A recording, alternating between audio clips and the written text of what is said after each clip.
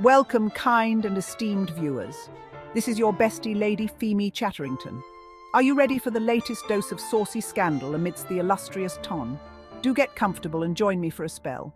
Pour yourself a cup and let's sip on some hot English tea together.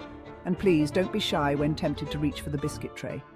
Sometimes you need something a little sweet to wash away the naughty from your palate.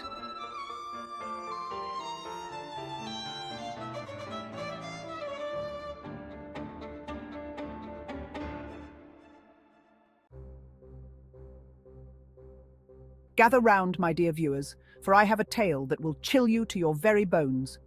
What you are about to hear is a sinister and unsolved mystery that has shaken the very heart of London's prestigious Mayfair district. Possible murder. Yes, you heard that correctly.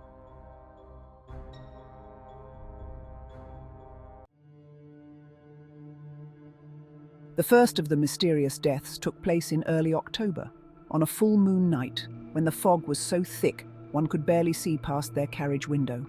The unfortunate victim was none other than Lady Agatha Hawthorne, a woman known for her exquisite taste, lavish soirees, and for her sharp aptitude for catching her husband's dalliances.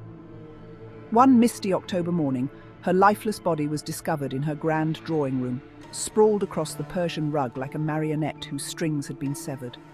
There was no sign of a struggle, no visible wound upon her person, except for the strange discoloration that marred her hands, as though she had grasped something foul before her demise. Her normally vibrant eyes, now dark and sunken, seemed to tell a story of unspeakable horror.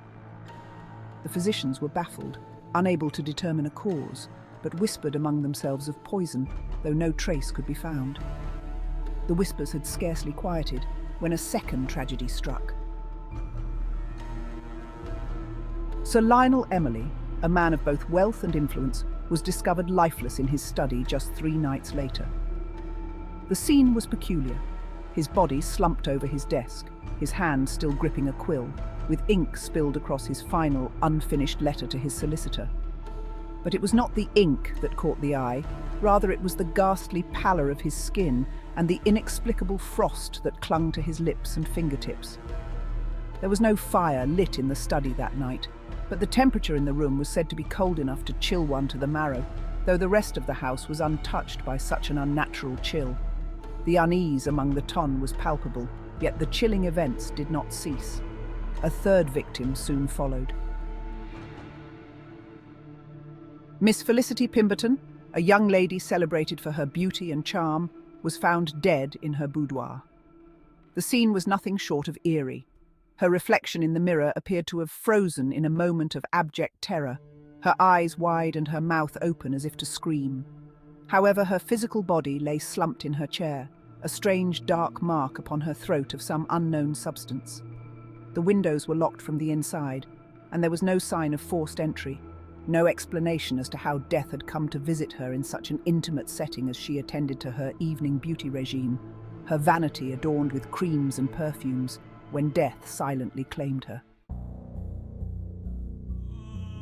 Now, my darlings, these 3 deaths might have been dismissed as just tragic events, if not for the peculiar commonalities that have begun to emerge.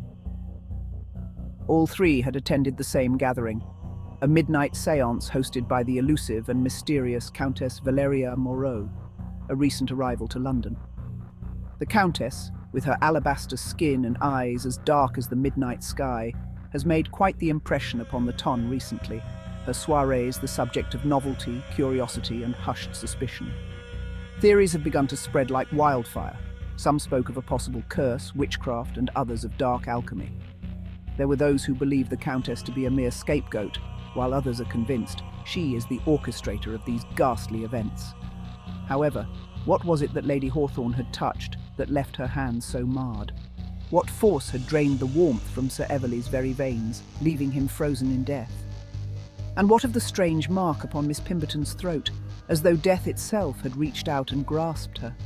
The heart of Mayfair is gripped with fear, my lovelies, for no one knows who will be next. We are all pondering the connection between these untimely demises and the enigmatic Countess who seems to linger at the centre of it all.